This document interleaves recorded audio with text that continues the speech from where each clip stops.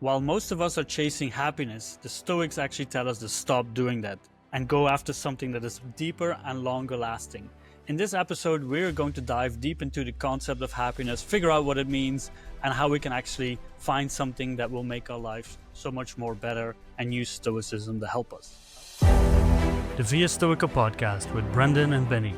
Powered by viastoica.com, your home for coaching, workshops, quotes, and Stoic content that inspires.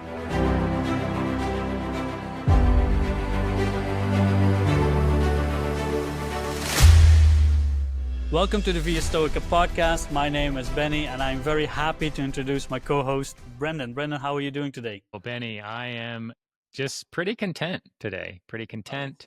Got some, just feeling good today. Feeling good. How are things for you over there? Content. I was waiting for the happy, but content. That was a good one. Yeah. I don't like to be put into a corner. I like to. You were looking for happy, and I said no. I'm not doing it. Good.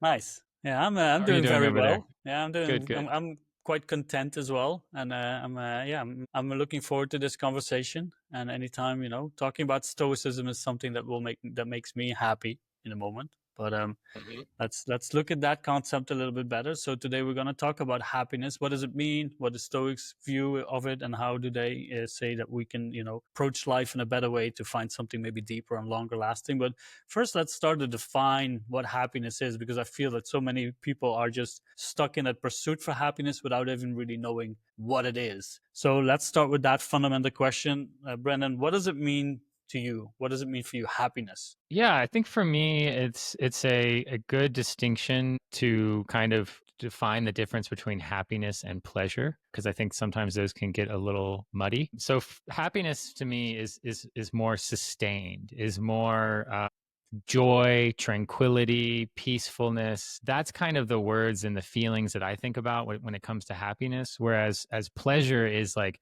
more excitement.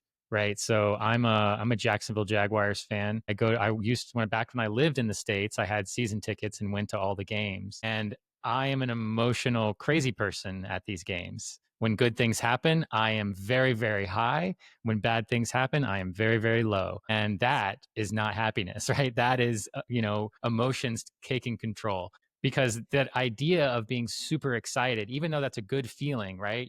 When the Jaguars score a touchdown, I'm very excited. But that's not happiness, right? That's the pleasure side of thing. That's extreme excitement. Happiness to me is when I wake up in the morning, I'm sitting on the porch sipping coffee. It's sunny out. My dog's sitting there, and everything's just content, right? There's nothing, there's no challenges that are popping up immediately. I'm feeling really calm and collected. I'm feeling content. And that's really happiness to me. So it's this idea of almost sustained joy rather than momentarily or fleeting excitement. So that to me is what happiness is. It's more sustained, it's more long lasting versus a pleasure, which is, temporary and short lived.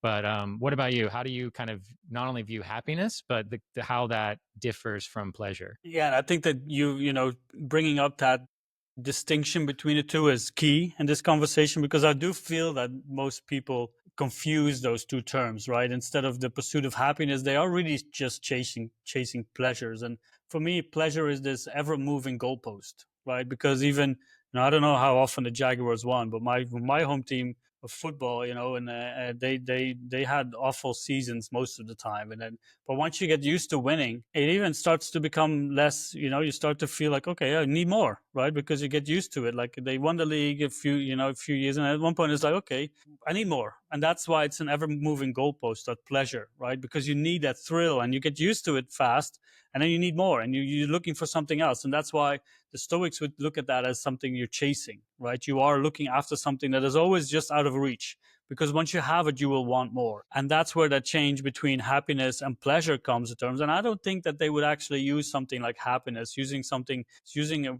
word like that would be, maybe a little bit dangerous to use. They would, for example, prefer to use something like joy or contentment. And that's something that I use. That's why it was interesting that you used it there at the beginning, because I think that just being content is already difficult enough. How many people, and maybe the listeners, if you're listening or watching us on YouTube and want to leave a comment, like, how content are you in your life? And how often can you say that you feel content?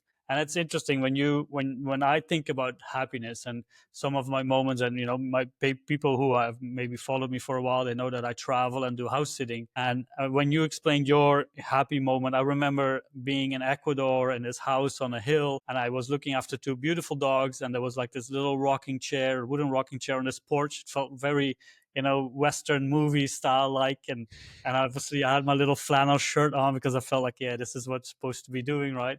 And I was just sitting there overlooking the mountains as the sun was setting and the lights were going on. I was like, wow, this is happiness. And I asked myself, what do I feel right now? And it is what you said, you feel peace, you feel calm, you feel aligned with you are doing with what you're supposed to be doing. And that just feels like something that is, whether you lose that moment, right, whether that's gone, you will still feel like I'm on the right path, right? I'm doing something right. And we will delve into like how the Stoics would kind of prescribe the path to joy, to eudaimonia, as they would call it.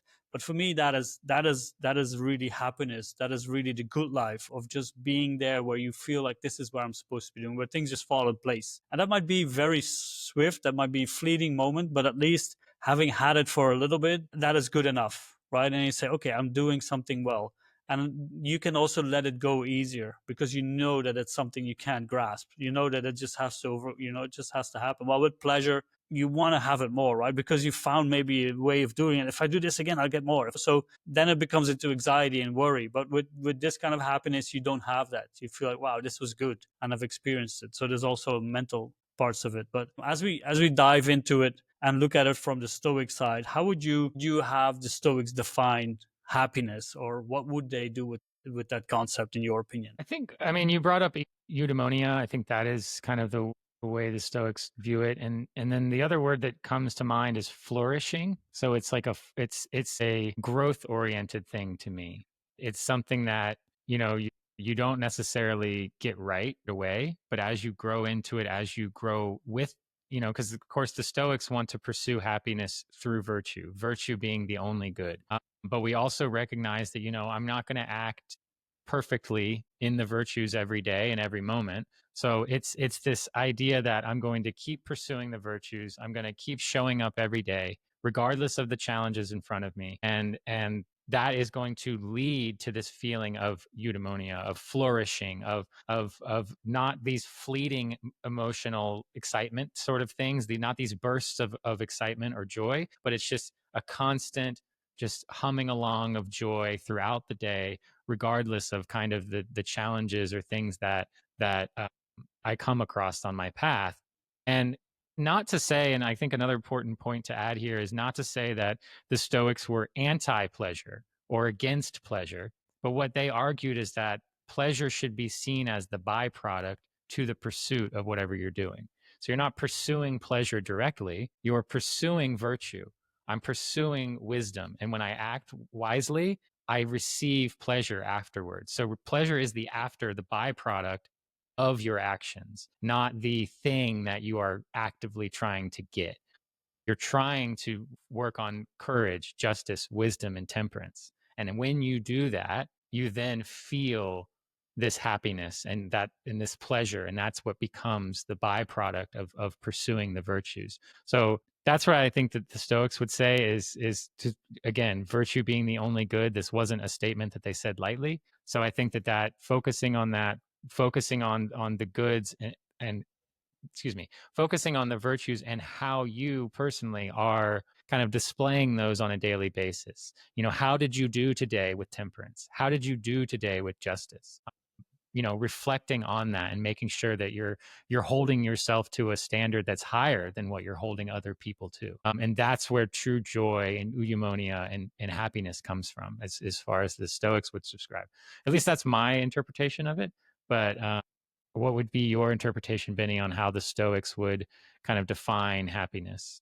I liked your interpretation, and I wanted to build on that. I think that's because that's where the Stoicism sets itself apart from something like Epicureanism, but also where it sets itself apart from a lot of the other philosophies and things that we are facing right now. If we start with eudaimonia, and if you struggle with these Greek words, we do have a Stoic philosophical term glossary on our website, so you can go there and see what these terms mean. There's many more of them there. But eudaimonia pretty much kind of translates to the good spirits state. So they say we have a little diamond, a little spirit, from the divine natural world on our shoulder, and but they say like we want to treat that well, and they can even translate it to more like a good state of character, a good state of the soul, and that's where virtue comes into mind, right? And virtue can be translated into arete, the flourishing that Brendan talked about. And once we do that well, our character and our soul will be in such a state that it will be peaceful, right? We will experience joy, and that's where they really want to go. Like they want to bring us to, this is going to be a heavy Greek, term episode maybe, but they want to bring us to a state of apatheia, which isn't apathy, but it means a state of not experiencing the negative emotions, the pathos, right? Again, these are all like, you can find them on the website, but the pathos are the pathe are the negative emotions, like anger, like grief, like sadness, but even like love, the eros, the exuberant love, the exuberant pleasure, the excitement. All of these pathos, these emotions are identified when we lose the capacity to apply reason and logic to what we need to be doing. If they overtake our reason and logic, our rational thinking, then they are not good emotions, right? So we can experience them, but if we don't stop them in the course before we need to reason and see what's really happening, then they become bad emotions. But if we apply virtue, and this is where we go to that happiness, to that joy, if we apply virtue and we reason and we rational, go into a situation and use the right actions, then we are aligned with nature, right? Again, we have virtue, but living in accordance with nature. And as we do that, our character and our soul will be in a good state because we are aligned with everything. And that's where we can experience the joy, right? That's where we can experience the eupatheia, the good emotions, where we have joy, wish, and caution, and some other more, but where we have, we have a rational wish for something. And the wish would be like, for me to act virtuous. Joy would be like, I'm joyous because I've acted out of virtue. And then the caution would be like, okay, I'm going to be a little bit careful. I'm not afraid. I'm going to be careful because I want to be virtuous, right? So all of that connects to the virtue. And that's what the Stoics say. That's why it would be a long lasting, for the sage would be experiencing all of that all the time. And for us, if we can have that momentarily, that will be a great achievement. And that's where what Brennan said about making progress is really what we want to be doing. And that's where we can experience that joy, that eudaimonic state, and then also that happiness, right? Maybe that was a bit clinical of the Greek terms, but they are all on the website if you want to read them again. Like, and we have some ways of using them and applying them to your life as well. But how has this helped you reach more of has this helped you pursue less pleasure, less externals, and maybe more of that happiness? How has this journey helped you in your life? Oh no, that's a great question. And no, I appreciate the breakdown of the Greek terms. I do think that's helpful, especially as you start reading the more ancient texts. So yeah, great. Thank you for doing that for us, Ben. And say, as far as like how this has helped me, specifically in the pleasure seeking department, like you, Benny, I know for like longtime listeners, you've heard us talk about our various drinking habits over time. I definitely was someone that drank a lot in college and after college and things like that. So I would say that at some point, and I can't like necessarily pinpoint the exact time this occurred, but it was just something where I realized how much not only money I was spending on it, which that didn't make me very happy, but also just the time that I was wasting being hungover, feeling bad about some sort of behavior that I had done the night before.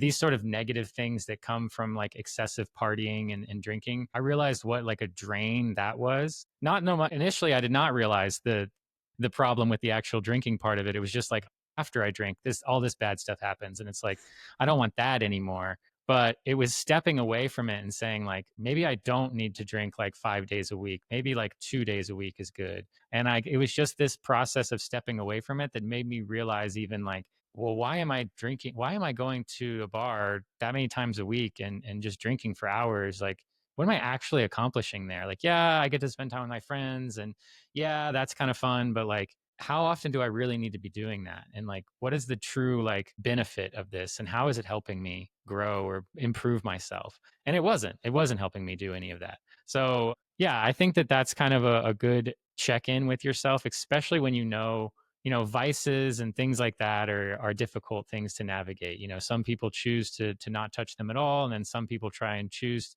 how they can have a more balanced relationship with it. And I think with any of those things, any of the pleasure sort of seeking things, just having a good check-in with yourself on, am I practicing temperance right now? And there was no way that I was practicing temperance with my drinking habit. So again, leaning on the virtues, listening to what the ancients have taught us, and also just balance. Like balance and temperance is something that I would imagine most people are trying to bring to their lives. So if you're trying to bring balance and you're trying to bring kind of this content, happy feeling, well, being super extreme with pleasure seeking things like drugs and alcohol isn't necessarily balanced. I'm not one to say not to drink or not to do drugs, because sometimes those things are okay, but it's all about temperance. It's all about balance. So I think that is, to me, the biggest sort of change is recognizing that happiness is the pursuit of virtues. And if I'm not feeling super happy, then let me examine maybe which of the virtues I'm forgetting or ignoring, just not focusing on as much. That's been for me the biggest change in how this idea of pursuing eudaimonia or happiness or joy has almost forced me at times to reflect on my habits and reflect on what I do day to day and say, is this really bringing me joy? Or do I think it's bringing me joy? Or maybe it's bringing me temporary excitement, which is then followed by sadness or regret or anxiety or whatever. So that's been the biggest change for me. But for you, Benny, where has this shown up in your life as far as like, I know you have your own situation when it came to drinking, so maybe you can talk about that a little bit.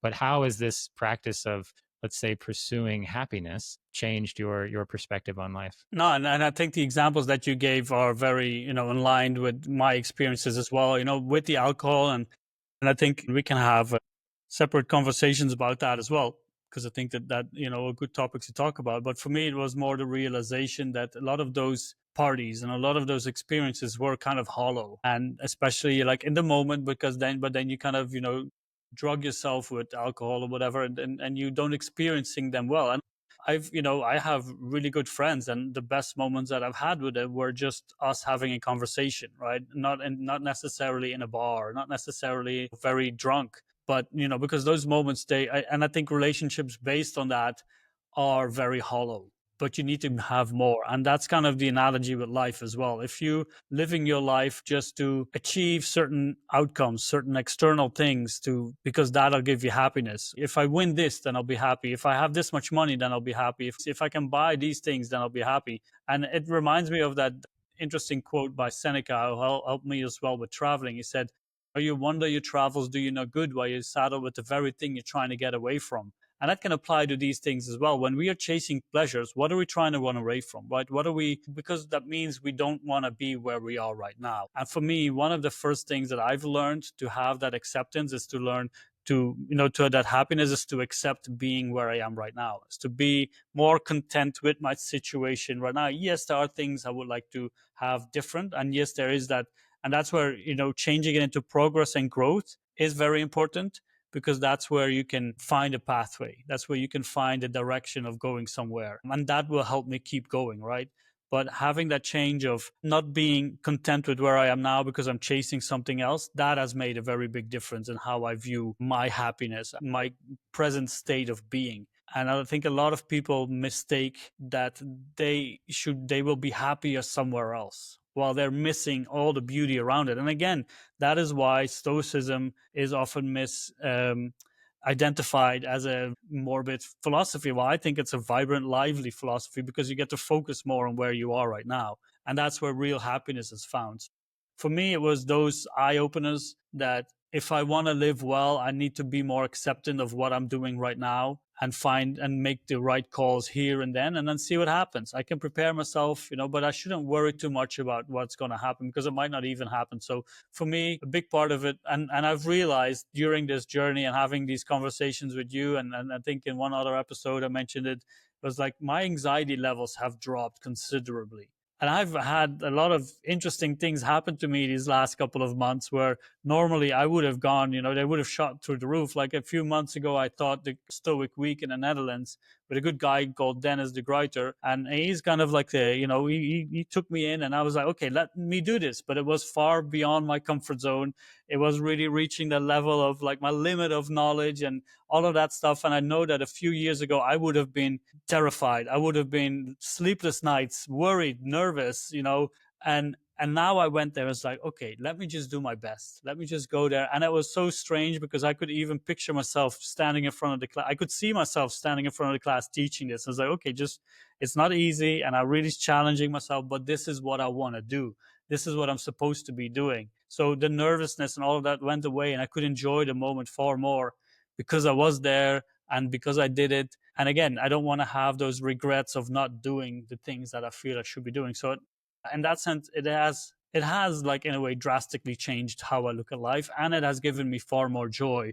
Although the obstacles, the difficult times, the annoyances, the frustrations are still there, but I kind of let them go and okay, let me see how I can deal with it. Yeah, no, that's really key. And I think you touched on another important point there when it comes to happiness, feeling joy and happiness is, with your talking about the Stoic week there, teaching it with Dennis, like I think one of the things that steals happiness the most from people is comparison or being concerned about the opinions of others. And that is like, it's just it's a hole that you'll never fill, right? You can always compare yourself to others relentlessly. You will always find someone that does, X better than you, or has more money than you, or has a better car than you. Like you can do that all day. You can focus on the opinions of others. You can get tangled up about what do they think, what are people going to think if I say this, or if I mess up, or if this happens, like, and that's all you're doing is stealing your own joy away from you, away from yourself in the future. So I think that is another piece that the Stoics talk about a lot, is just this idea of